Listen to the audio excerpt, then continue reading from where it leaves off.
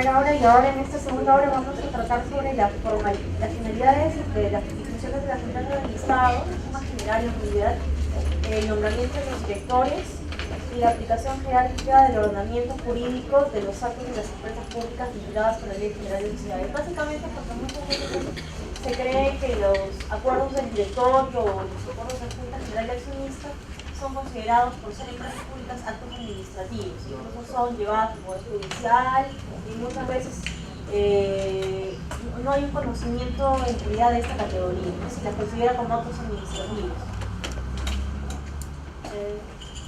Bueno, como les explicaba en la clase pasada, habíamos tratado un poco al respecto de las etapas por las cuales ha pasado la actividad empresarial estatal, que son las etapas más resaltantes que teníamos del régimen constitucional como modelo económico intervencionista, y hemos pasado a un modelo subsidiario que no implica la participación, que no vea la participación del Estado en la economía como un agente de mercado, sino que establece determinados requisitos y sobre todo finalidades, ¿no?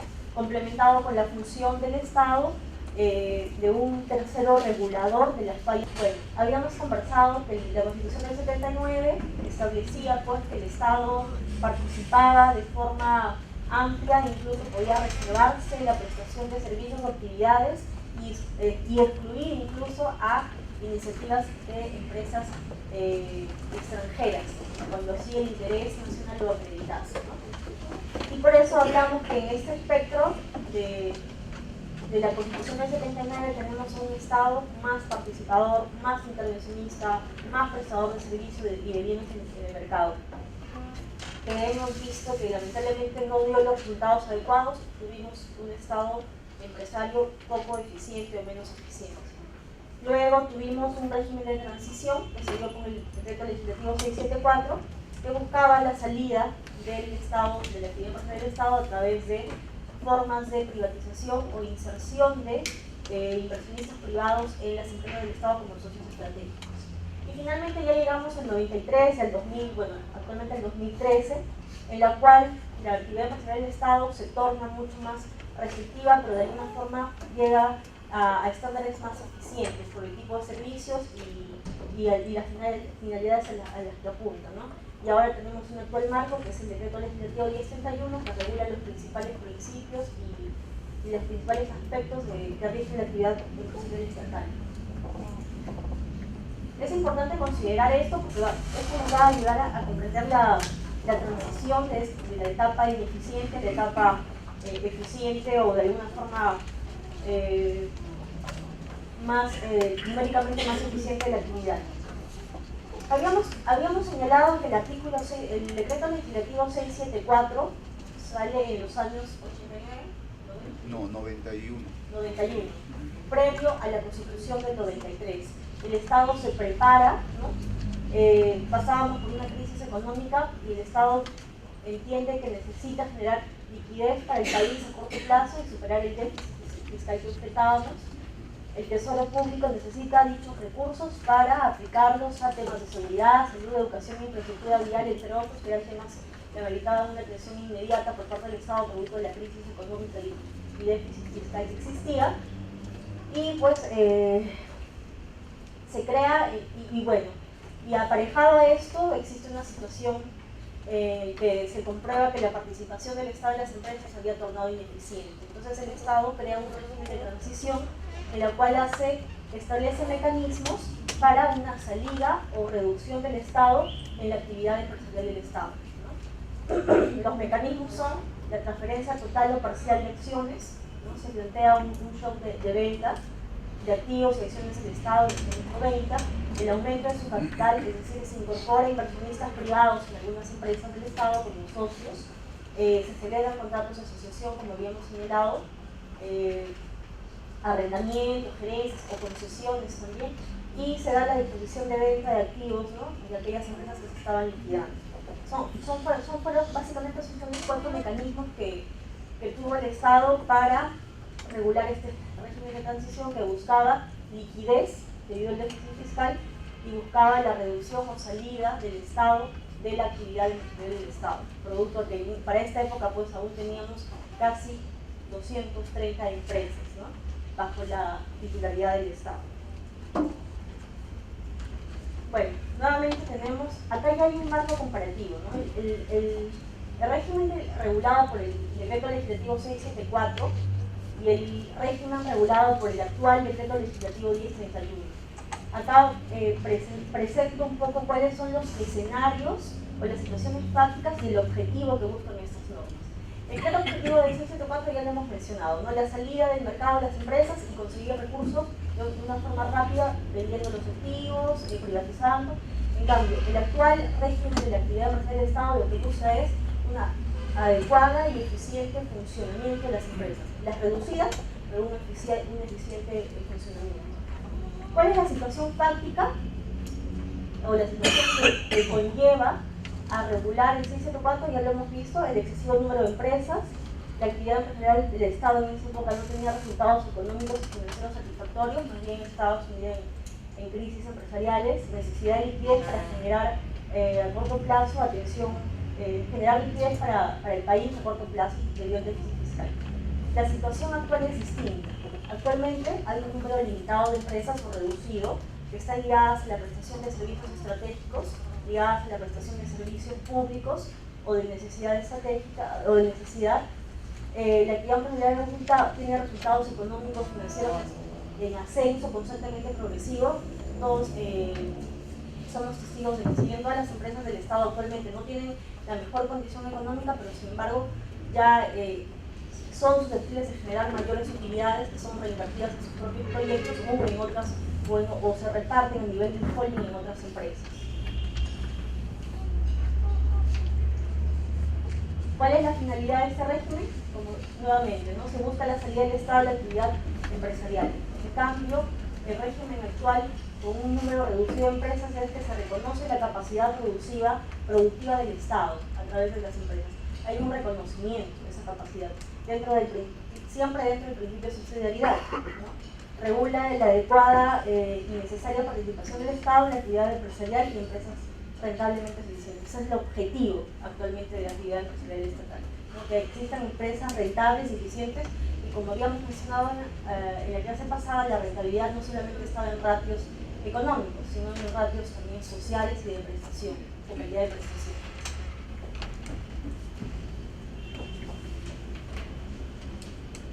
El decreto legislativo 674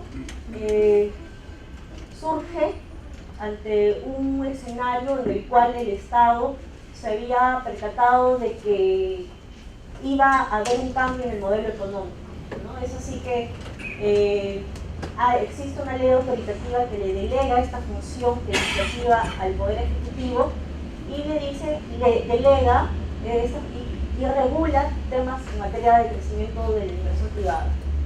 Como el Estado considera que una de las formas de incrementar la inversión privada es a través de abrir paso a los inversionistas privados en las empresas, este será esta norma, ¿no? El decreto legislativo 1031 también es una norma que no tiene nacimiento en el Congreso, sino es un ejercicio de la potestad delegada, de la potestad legislativa delegada, y también se ve en otro contexto, en la promoción de la inversión privada pero de forma eficiente, es decir, ya no es una promoción de la inversión privada absoluta en el sentido de que salgo del mercado, sino una promoción de la inversión privada conjunta, es decir, yo Estado me alío con privados para llegar a prestar mejores servicios o para llegar a tener mejores proyectos de inversión.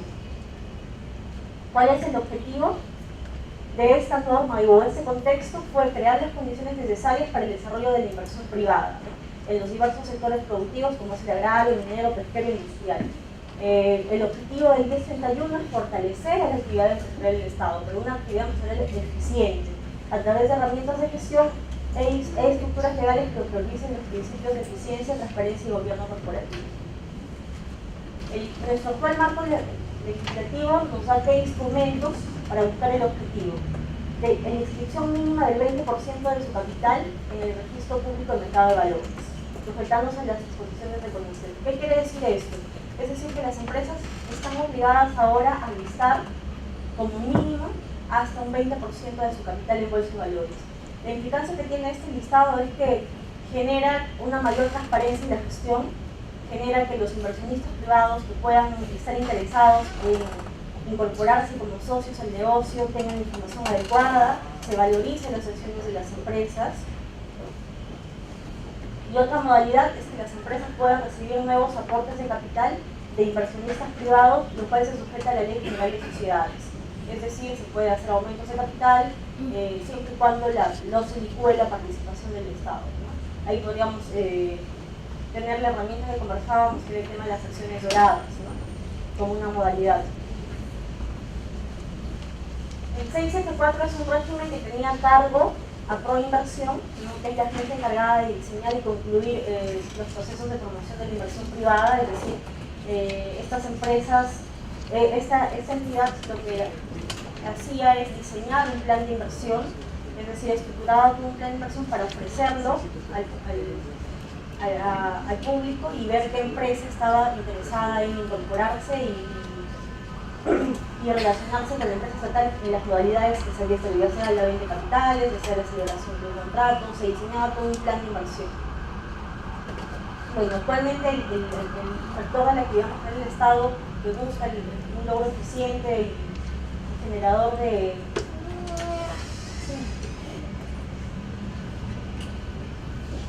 El encargado de normar y dirigir la actividad empresarial del Estado es FONAF.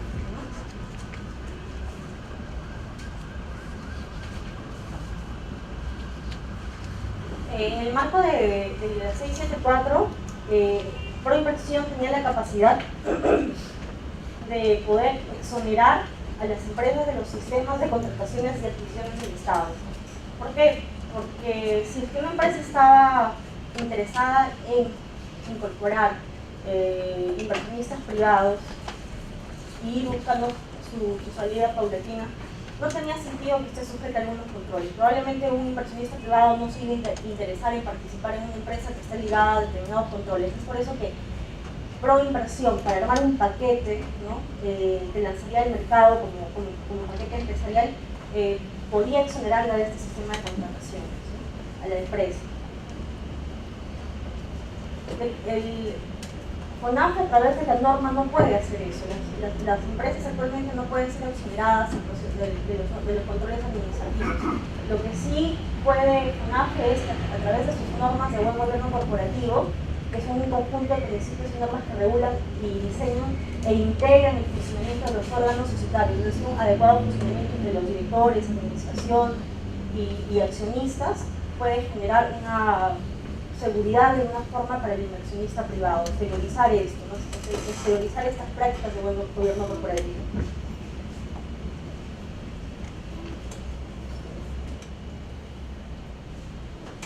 Para llevar a cabo un diseño de promoción de la inversión privada, como les mencionaba, Proinversión requería aprobar un plan de promoción de la inversión privada. Era un plan que establecía la modalidad de las 4 que habíamos presentado anteriormente que yo iba a usar para esta empresa.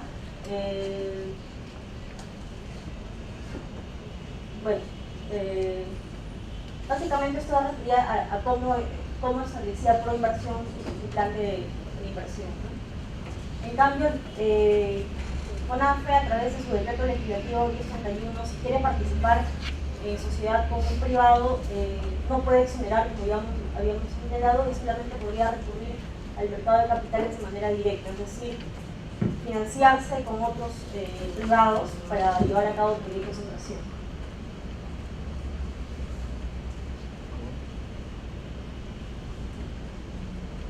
El régimen del decreto legislativo 674 fue un régimen altamente cuestionado por el resultado que trajo las privatizaciones, ¿no? Todos conocemos que lamentablemente no se cumplió el objetivo, no tanto de tener liquidez para el Estado, sino el tema sobre todo el tema de las concesiones, ¿no? La forma de concesionar algunas empresas del Estado, algunas actividades, no fue la forma más eficiente, asegurando una prestación de los servicios de forma integral. La ventaja del 1031 es que actualmente la actividad empresarial del Estado tiene un número reducido de empresas y cuenta con licencia social para desarrollar proyectos de inversión. ¿Qué significa el tema de la licencia social? La licencia social está referida a aquella habilitación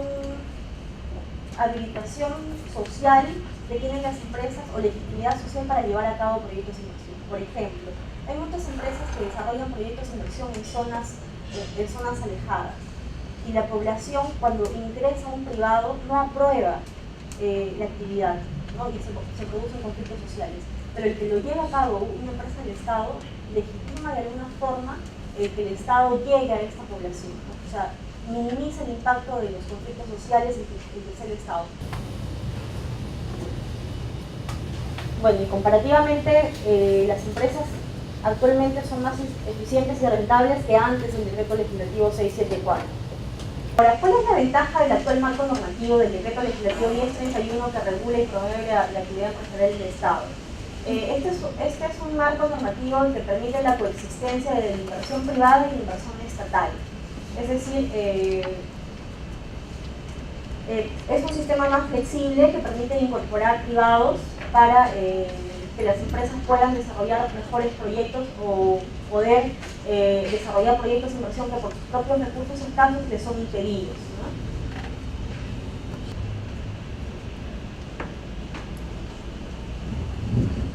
Dentro de los fines de las empresas públicas podríamos mencionar básicamente dos. El primero es generar utilidades.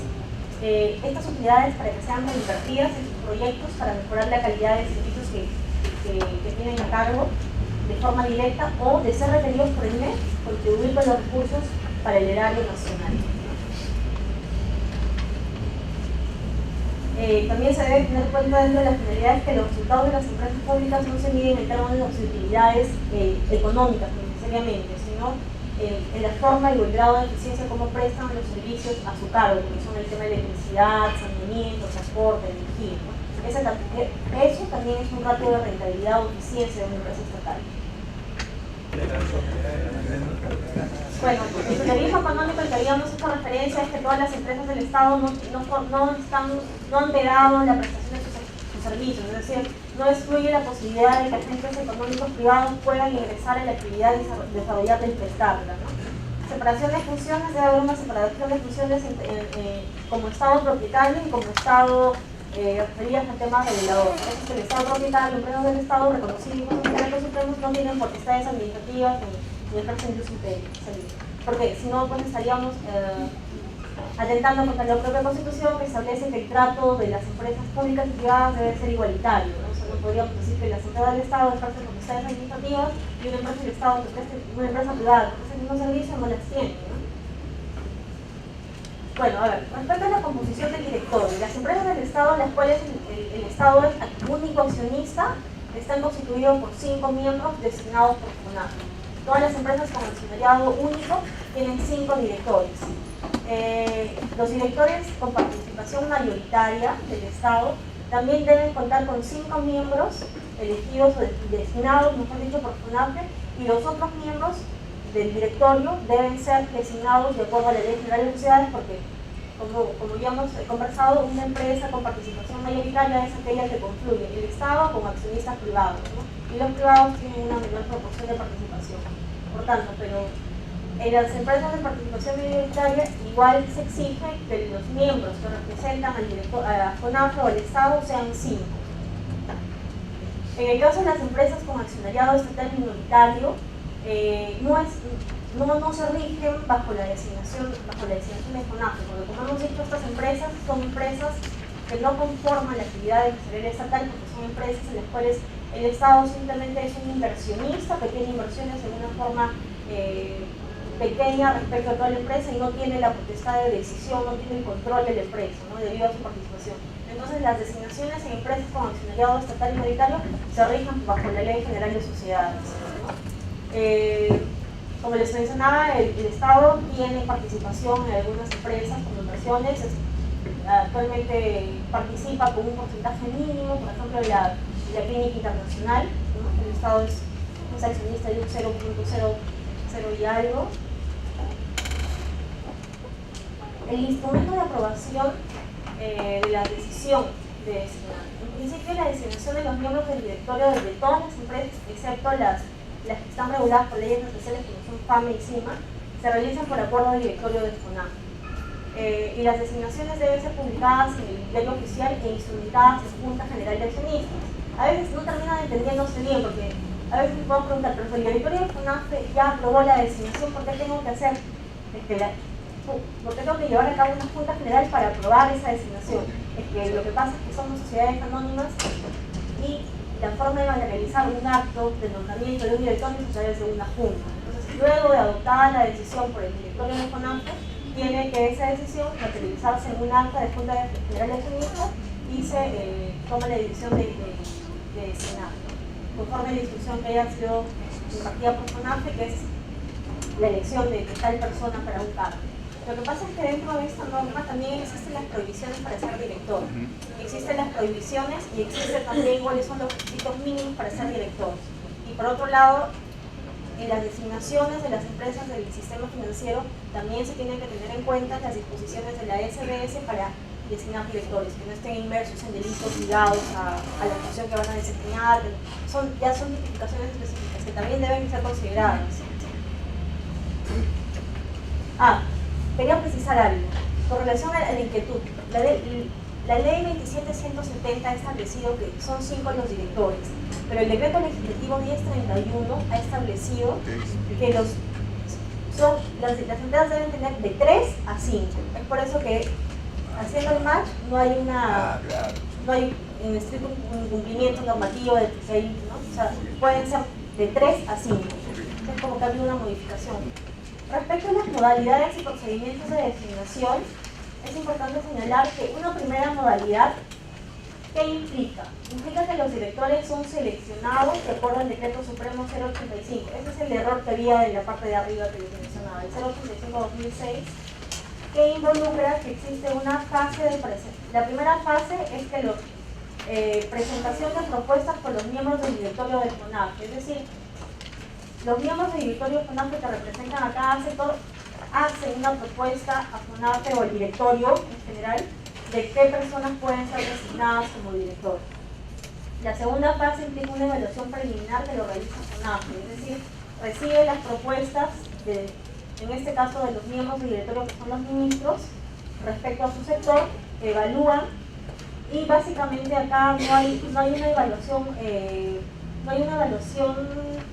de cumplimiento estricto, son cumplimientos generales, por ejemplo, que cumpla con el perfil para el cargo, que tenga experiencia gerencial, y básicamente no se hace una revisión que correspondería a un control posterior, es decir, que estén inmersos en una causal, simplemente se les pide una declaración jurada, porque al final ya dependerá de su declaración jurada si posteriormente incumplieron algo que ya FONAFE no estaba en capacidad de ver si cumplían o no esos requisitos, ¿no?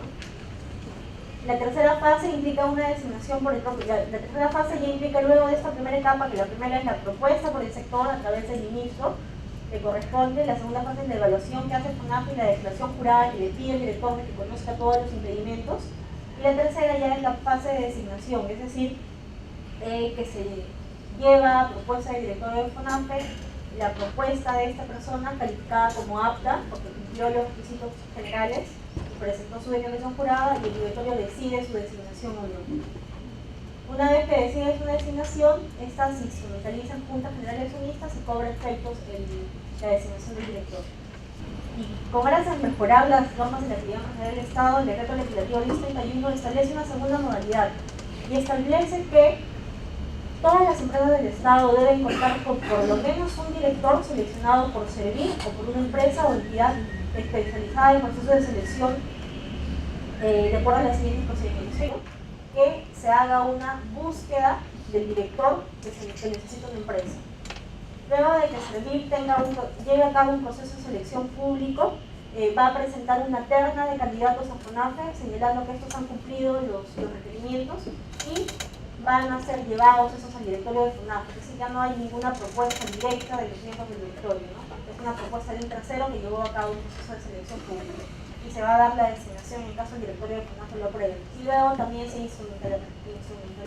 En principio, los acuerdos del directorio sí, en efecto, son una manifestación jurídica, pero de un órgano que se relaciona con su sociedad, ¿no? con su empresa. Sí establece directrices en el marco de una relación accionista-empresa, como cualquier accionista lo puede hacer respecto de su grupo empresarial o respecto de su empresa. FONAFE no ejerce tampoco potestad administrativa sobre los ciudadanos y tampoco sobre las empresas. Los actos de aprobación o denegación de solicitudes por parte de las empresas a FONAFE no son actos administrativos, es una relación nuevamente accionista-empresa, ¿no? En materia de CAP, los acuerdos de directorio están dirigidos a las empresas, no a los trabajadores. Por eso les comentaba que muchas veces se considera en las resoluciones judiciales que, por ejemplo, un trabajador que solicita la reincorporación, la vía judicial considera en última instancia y establece incorporarse la persona y se requiere a FONAFE que emite el acto administrativo que apruebe el CAP de esta persona. O sea, ahí hay un error de concepto.